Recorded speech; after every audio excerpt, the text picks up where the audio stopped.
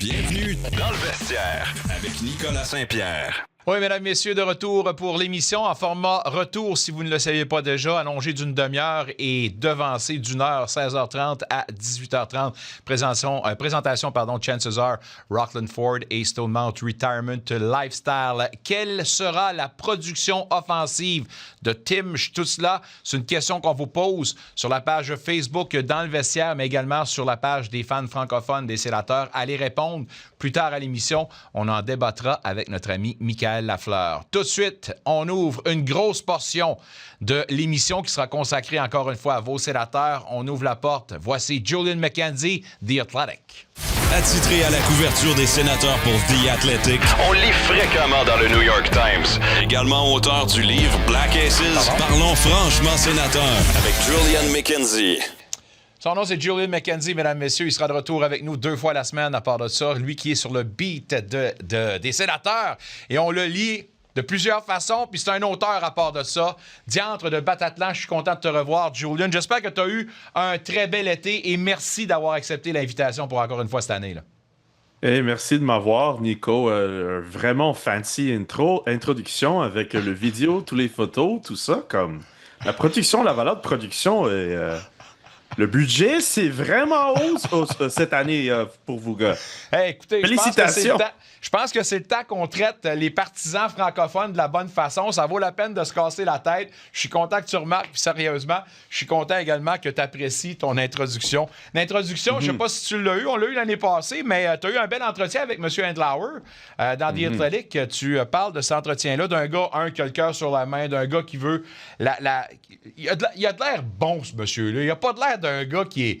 Tu sais, des fois, tu as des impressions, tu as des comment tu dis ça, la première impression, là. Ce gars-là, M. Handlauer, a réussi son introduction, puis je pense que tu as, encore une fois, apprécié cette rencontre-là. M. Handlauer qui veut vraiment donner tous les efforts pour rendre cette équipe-là les plus brillantes à travers la Ligue nationale de hockey, là.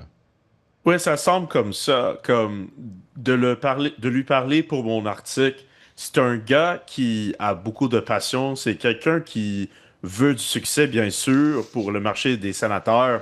Et d'entendre les fans parler de Michael Handlauer, on sait pour The Athletic, on a fait un sondage sur tous les gens qui étaient en charge de leur équipe. Puis de voir Michael Handlauer dans le top 10 et de voir les raisons pourquoi, juste en charge du respect dans le marché d'Ottawa, c'est vraiment gros pour un gars comme Michael Handlauer comparé à son prédécesseur, Eugene Melnyk, où ça semblait à la fin de son temps à Ottawa, ça n'a pas passé tout bien.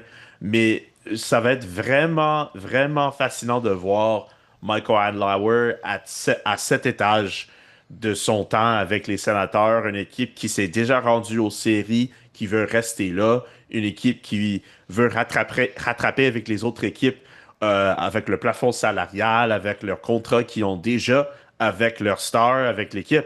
Mais quand même, Ottawa, c'est un ville assez bien, mais comparé comme un Toronto, ou un Montréal, ou un New York Rangers, ou un Los Angeles, ou des autres marchés dans la Ligue nationale, ils ont beaucoup de compétition si Steve Staios veut ajouter des joueurs. Alors, c'était vraiment, vraiment cool d'avoir un petit inside view avec M. Handlauer, avec comment il pense de son équipe. Moi, le fait de la position géographique, pour moi... j'y crois, puis j'y crois pas, parce que je me souviens au début des années 2000, quand l'équipe était parmi les meilleures de la Ligue nationale de hockey, on n'en parlait pas de cette situation-là, puis il n'y avait personne qui levait le nez. C'était le talk of the town, c'était une des organisations modèles. Puis je pense que, et c'est ça que j'aime dans le cas de M. Handlauer, ce bonhomme-là a fait ses devoirs.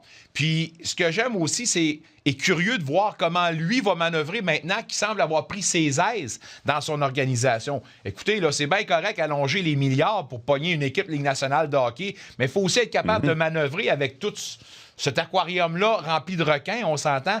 L'an 3, pour moi, est une année névralgique sous le règne de M. Handlauer. Je veux aussi ajouter ceci au point que tu as fait. Quand je l'ai parlé en juillet, moi, j'étais en accord avec son point ici. On parle d'une équipe comme les Panthers de Floride où ça fait comme les 2 ou 3 années, on les voit dans la Coupe Stanley.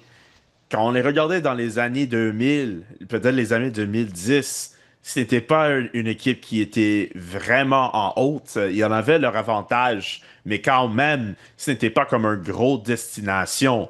Alors, d'entendre Michael Andlauer dire que c'est quelque chose que ils vont être dans cette situation-là en temps d'être une destination pour les joueurs, je comprends un peu son point quand on pense des autres équipes et qu'est-ce qu'ils ont fait de se rendre dans cette situation-là comme une équipe comme les Panthers de Floride, bien sûr.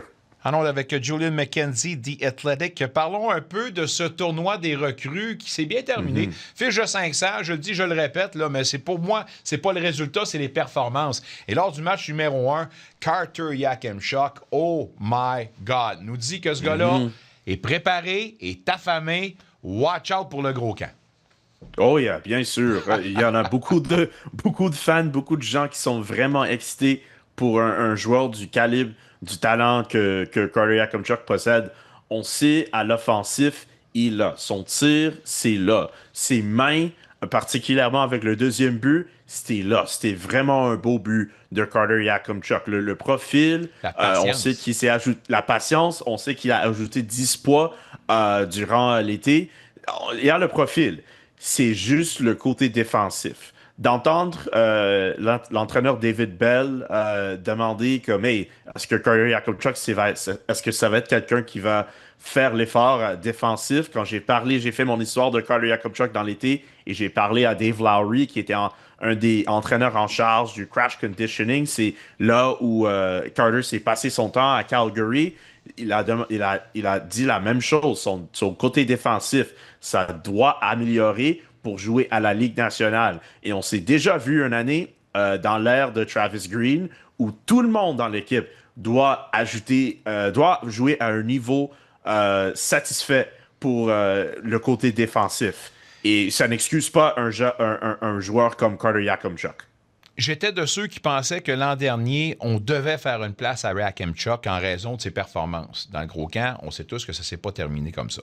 Là, tout le monde dit la même chose. Encore une fois, on espère de voir Yakemchuk enfiler le chandail du gros club pour le début de la saison. Or, est-ce qu'on fait juste parler, parce que dans la hiérarchie, avec Spence qu'on est allé chercher, avec Jensen également, avec Martin Palo qui devrait œuvrer comme numéro 7 là-dedans. Est-ce qu'on fait juste parler où tu vois vraiment une possibilité, même si elle est minime, de voir Yakemchuk entrer dans le grand club? Là? Je pense que c'est les deux. Je pense avec les joueurs, particulièrement sur la côté droite, tu as mentionné Spence, tu as mentionné Martin Palo, tu as mentionné Nick Jensen. Sur papier, quand on regarde l'alignement, ça a l'air comme un défi un peu difficile pour Carter Yakemchuk. Mais Carter Yakemchuk, s'il continue à jouer vraiment bien dans le camp d'entraînement, ça aide ses chances. Nick Jensen, sa santé, est-ce qu'il va être à 100% pour commencer la saison? Ça, c'est une grosse question. Et si Nick Jensen n'est pas immédiatement dans les plans, est-ce que ça tourne d'être comme Carter Yakemchuk contre Nicolas Martin-Palo? Puis, si on regarde les deux, Nicolas Martin-Palo, il a sa chimie avec Tyler Clevin. On s'attend un peu plus avec le côté offensif de son jeu. Si Carter Yakemchuk a un beau camp, il montre beaucoup à l'offensif, il montre beaucoup au côté défensif, puis tu sais que tu n'as pas Nick Jensen et tu es confortable d'avoir Carter Yakemchuk comme défenseur numéro 6 dans une situation où il joue, je pense qu'il pourrait avoir une chance. Pour moi, si j'étais en charge des Sénateurs, je ne veux pas avoir une situation où Carter Yakemchuk joue assez bien dans le camp, mais Carter Yakemchuk, c'est défenseur numéro 7. Je ne veux pas une situation où le top recrue dans ton organisation joue parfois, comme il y a une nuit, il joue, et comme 3 nuits, il joue pas. J'aimerais le voir dans la Ligue américaine si le plus haut pour lui à la Ligue nationale, c'est d'être un numéro 7. Pour moi, d'avoir Carter Yakemchuk dans les plans, c'est un gars qui doit jouer à chaque match, à chaque nuit si tu peux, et d'avoir beaucoup d'expérience pour qu'il puisse se rendre à la Ligue nationale et être confortable dans ce style de jeu. Oui, ça prend des répétitions, puis surtout pas miner sa confiance. Dernier point Absolument. pour toi, puis on a entendu un extrait du point de presse de Brady Tkachuk tout à l'heure lors du tournoi de golf, et il répondait à tes questions. Moi, ce qui m'est sauté aux yeux, surtout, c'est de l'entendre, d'avoir un mindset Stanley Cup. Est-ce que ces propos-là nous confirment que cette équipe-là est maintenant au point où elle doit faire un push pour se rendre? On n'a jamais entendu ça de la bouche d'un joueur depuis des lustres. Je ne sais même pas si on en parlait en 2017, en 2007 ou encore moins en 2017. Bref, dans ta tête, d'entendre le capitaine parler de cette façon-là, à ce moment-ci de la saison, ça te dit quoi? Ça dit que les expectations avec l'équipe ont changé. Et je ne suis pas trop surpris d'entendre Brady Tkachuk dire que, hey, de se rendre aux séries, c'est pas suffit. On veut plus que ça. C'est bien sûr pour avoir un joueur comme Brady Tkachuk qui avait des années où il jouait pas aux séries. Je suis pas surpris qu'il a dit ça, mais on sait que pour ces commentaires-là, ça confirme que le gros storyline pour l'entière de la saison, c'est comment des joueurs comme Brady, comme Tim Stützle, comme Jake Sanderson, comme Shane Pinto. Il y en a des autres sur l'équipe, Dylan Cousins, bien sûr, et même les vétérans comme des joueurs comme Linus Ullmark. Comment répondront-ils à ce challenge-là d'être plus meilleurs que l'an dernier? La seule chose pour eux, je ne veux pas dire juste la seule chose, mais je regarde aussi les autres équipes dans la division Atlantique. Est-ce que Ottawa, présentement, c'est une équipe qui pourrait être un peu plus meilleure que Tampa Bay? Est-ce qu'ils sont plus meilleurs que Toronto? Je vais dire cette chose sur l'équipe des Panthers quand même.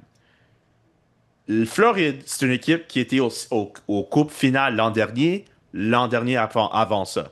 C'est beaucoup de jeux à jouer dans les dernières 2-3 années. Pour moi, c'est une équipe qui va se rendre aux séries, mais j'attends pas, avec les blessures à des joueurs comme Matthew Tkachuk, qu'ils soient dans le top 3 dans la division de l'Atlantique. Et ça veut pas dire que les Panthers sont pas bons. Comme si les Panthers se rendent dans une position wild card. C'est presque n'importe où qu'ils jouent. On va les regarder comme les favoris parce que l'expérience, Paul Maurice comme entraîneur, les joueurs, et le tout avec cette organisation-là.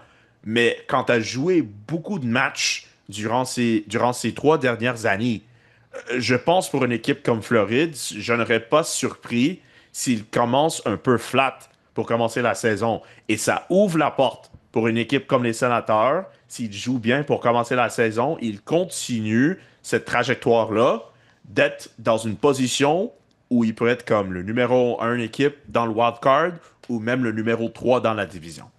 Première, mais loin d'être la dernière, 2 fois la semaine avec Julian McKenzie. Vous pouvez le lire dans The Athletic. Vous allez lire son livre Black Aces au mois de février prochain. Puis vous le voyez des fois dans de merveilleux New York Times. Il n'est pas piqué des verres, puis il est avec nous à part de ça. Julian, my friend, on se voit demain pour le point de presse de Steve Staios. Salut mon chum. Salut mon chum, peace. Bye bye, peace. Ah, quel bel entretien. Puis sérieusement, et c'est la beauté de cette émission-là. Puis on veut vraiment taper le clou là-dessus. C'est que si vous nous faites confiance, vous serez toujours les premiers à avoir l'affût de l'actualité du jour dans le monde des sénateurs. On a en plus de Julian, un gars qui est sur le beat, Zachary Mercier. Également, Renaud Lavoie qui, évidemment, là, a des tentacules partout à travers la Ligue nationale de hockey. Bref, sérieusement, là, faites-nous confiance, essayez-nous. Vous m'en donnerez des nouvelles. D'ailleurs, vous voulez commenter, vous avez la chance de nous texter sur le 613-745-9450. 613-745-9450. Un retour sportif 100% local dans le vestiaire avec Nicolas Saint-Pierre.